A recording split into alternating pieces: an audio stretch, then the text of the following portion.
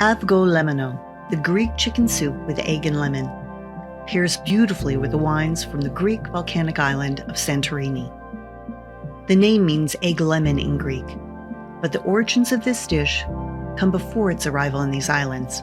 It was likely brought by the Sephardic Jewish culture from Spain, where it was often made with verjus or bitter orange. Traditionally in Greece, the soup is thickened by adding egg whites that have been beaten into a foam.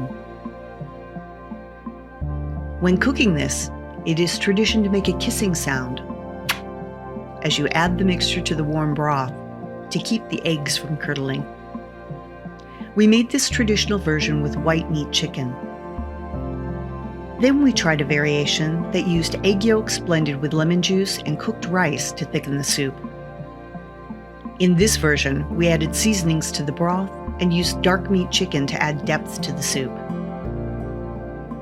Both versions were delicious. It just depends on what you're craving.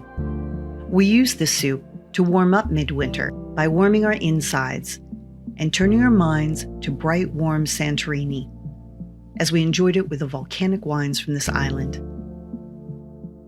Find the recipe and the details at crushedgrapechronicles.com.